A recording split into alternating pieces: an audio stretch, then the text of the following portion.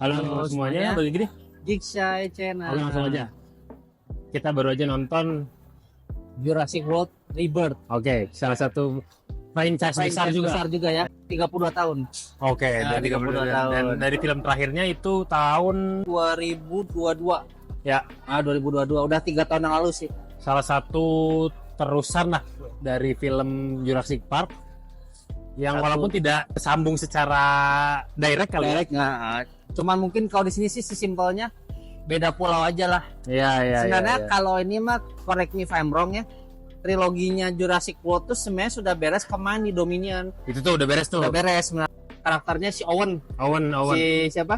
Chris Pratt. Nah, sekarang mungkin sih dibikin rebirth, lagi-lagi rebirth kan artinya mulai kembali mungkin soft reboot gitulah. Tapi karena gak main lagi dunia taman-tamanan, sekarang ceritanya udah membumi nih, si dinosaurusnya udah tersebar ke seluruh dunia, jadinya namanya Jurassic World aja gitu. Ya, dan memang secara ceritanya dari Dominion pun memang sudah menyebar ceritanya. Dinosaurusnya, dan memang itu jadi pertanyaan nih, ini akan jadi seperti apa nih ceritanya nih. Dan di sini memang diceritakan dinosaurus sudah seperti hidup berdampingan lagi dengan manusia, walaupun tidak seperti dulu. Ya, seperti dulu. Karena ada konflik di situ juga, ada konflik lain. Teman-teman bisa tonton sendiri. Jadi sini tuh ceritanya kita pas awal tuh langsung dibikin diajak flashback sama dikasih kayak teks-teks gitu lah, bahwa ternyata situasi terkini tuh kayak gini. Jadi kisahnya penonton yang mungkin rada lupa film-film berikutnya langsung bisa tune in aja gitu ke film yang baru ini gitu. Ceritanya sih sesimpel, lagi-lagi sih ya bermain Tuhan sih sebenarnya. Cuma di sini lebih simpelnya. Aku sukanya di sini tuh kudos sebut aja saudaranya Gareth Edwards lah, yang bikin Godzilla 2014 sama Star Wars Rogue One kan itu 2016. Bagus semua. Dia tuh suka tuh ngebikin dikit cerita-cerita yang tanda kutip yang karakternya dikit sih tapi padat gitu kan. Film-film dia selalu gitu kan karakter. Dan ini seperti itu. Seperti itu. Nah, jadi di sini tuh kota kita namanya Zora, diperankan oleh Mrs. Scarlett Johansson. Dia ceritanya jadi kayak apa ya sebenarnya? Bukan tentara bayaran ya, soalnya di sini dia intinya tukang keluar aja lah gitu. Dikasih sebuah misi ngambil sampel dari 3 spesies dinosaurus terbesar di laut, di udara, sama di darat kan. Cuman karena ceritanya si sampelnya itu bakal dimanfaatkan oleh korporat besar, bisnis lagi untuk bikin ceritanya di sini mah simpel. Pembunuh nomor 1 di dunia kan jantung ya. Obat jantung gitu. Jadi di sini tuh intinya gitu.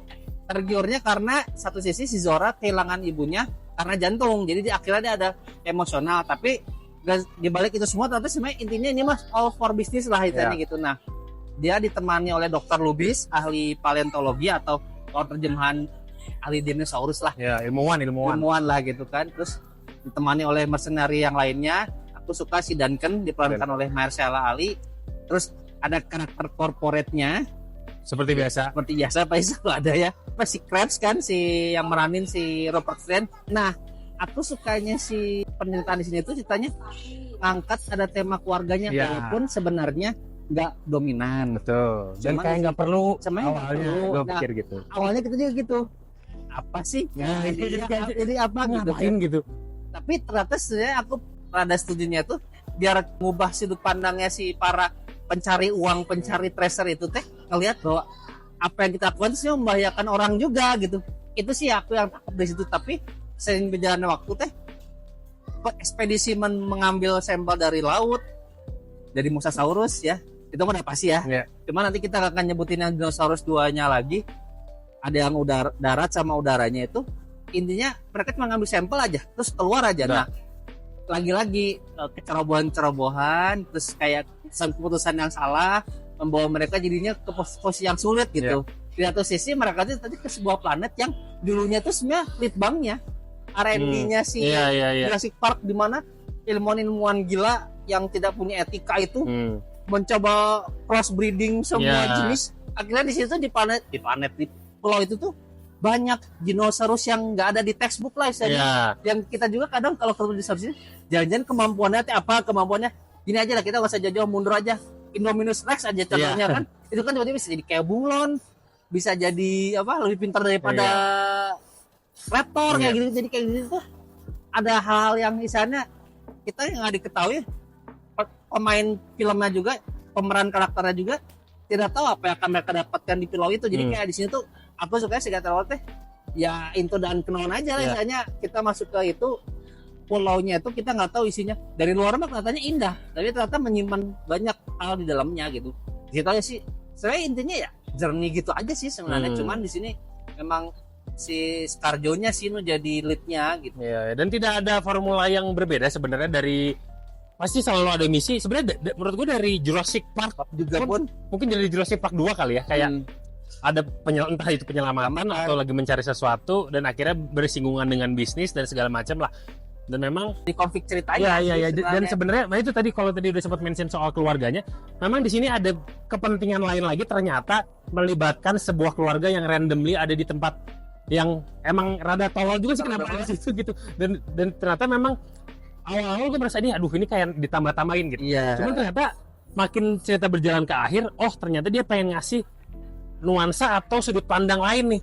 Jadinya ngasih tone lain di ceritanya. Jadi bukan cuman kayak pegang-pegangan doang. Dan ini kalau untuk entertaining, Gigi sempat bilang bahwa reaction dari kritikus agak kurang. Gue jujur agak turun ekspektasinya. Dan ternyata di bawah di ekspektasi yang gue turun itu agak di atas sedikit.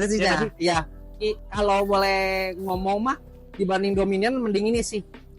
Dominion mah udah carut parut lah. Agak kemana-mana ya. Kemana-mana. Ini lebih fokus, ceritanya simple sebenarnya. Dan aku sukanya selalu Gareth Edwards, cara berceritanya selalu gitu sih sebenarnya. Kalau teman-teman penonton tuh sebenarnya ada sebuah tim punya misi, ya udah gitu. Extraction udah datang extraction aja. Nah sini sesimpel itu sih sebenarnya. Cuman aku sih mungkin dibilang murahan, tapi senang aja setiap muncul homage gitu teh kita ketarik dikit ya. Jadi seperti callback gimmick-gimmick yang ada di masa lalu. Kalau teman-teman tahu yang sangat ikonik tuh misalkan bendera yang jatuh ke atas T-Rex tuh. Itu ada. Terus kayak kejar-kejaran di bilik-bilik supermarket. Kayak yang di adegan di dapur, yang Jurassic Park ini. Sebenarnya homage kayak gitulah yang mungkin long time fan kayak gini teh bisa ke-trigger gitu kan. Dan buat penggemar dinosaurus kayak gue juga memang cukup ini seru gitu. Walaupun sudah kehilangan spesies-spesies yang lama. Itu yang gue rasain ya, kayak ini udah apa nih, soalnya kan udah crossbreed ya, udah mutasi. Sebenarnya dari Indominus Rex juga udah anjir udah apaan nih gitu kan. Cuman terus ditambah Indoraptor. Dan gue lihat di beberapa scene di Jurassic World sebelumnya sudah muncul di mana dinosaurus bersayap tuh kepalanya kepala T-Rex, dan kayak jadi gimana gitu. Dan yang gue agak sesalkan di sini adalah surprise efeknya sangat berkurang karena musuh terakhirnya udah terlanjur bocor banyak banget. Yaitu ini mah dikasih tahu aja karena udah tahu semua, yaitu di Store Rex. Itu kayak musuh terakhirnya gitu. Udah ada mainannya. Makanya itu yang rada gue jadi nggak seru gitu kayak. Walaupun efeknya memang pendekatan sutradara Godzilla kerasa banget ya. Kayak pakai suar-suar merah, rasa muncul dari kegelapan itu kelihatannya itu cukup. Walaupun gue tadi cuman dalam hati kayak ini kalau misalkan ini lebih surprise kayaknya keren gitu. Mungkin bisa mengundang tepuk tangan gitu. Kayak lebih mencekam gitu. Itu sih piknya. Emang sekarang mah susah sih. Trailer tuh sebenarnya udah bertebaran di mana-mana. Sebenarnya tinggal kita sebagai calon penontonnya milih kita hanya menonton trailer yang mana gitu. Karena jujur itu kan marketing ya. Biar mendulang penonton masuk bioskop gitu kan. Tapi sejauh ini sih yang aku udah walaupun tahu dari mainan atau bocoran sih, ya pas lah gitulah, nggak gitu surprise gitu. Walaupun kayak alien apa sih, ya gue sih udah embrace bahwa Jurassic Park sudah sedikit bergeser ke monster dari Indoraptor Indominus kali ya. Udah. Gue malah awalnya spekulasi gue ini akan seperti Apokalips gitu, ternyata nggak dikasih. Teman-teman bisa lihat sendiri aja di seperti pendekatannya seperti apa di. Ya langsung aja. Poin aja. Kalau aku sih jujur tadi udah bilang dia bawa Dominion. Dominion sih aku kasih 6,3 sih. Anjir kecil itu. Kecil itu memang, tapi entertaining enough aja lah. Kalau kata aku sih ini entertainment sih. Aku sih kasih 7 lah. 7 pas ya. Itu di kepala gue juga gitu. 7 pas. Ya teman-teman bisa langsung, itu kurang lebih kayak gitu ya Mas, buat impresi awal kita. Buat teman-teman yang dan ini cukup ramai juga sih karena mungkin musim liburan. Lagi musim liburan jadi kaget kita juga tadi. Kayaknya sih masih akan cukup agak lama. Mungkin teman-teman bisa buktikan sendiri di bioskop seperti apa. kayaknya untuk ngajak anak-anak ya oke lah. Iya, Cuman kalau terlalu kecil janganlah, sebenarnya 13 tahun ke atas. Ya, Iya. gitu. Itu sih. Oke, seperti itu kayaknya. Paling impresi awal dari kita. Oke, teman-teman, thank you udah nonton. Teman-teman bisa langsung ke bioskop aja untuk lihat sendiri. Silakan sensasinya. Ya, jangan lupa subscribe. Share ke teman-temannya. Sampai jumpa di video selanjutnya. Bye-bye. Bye.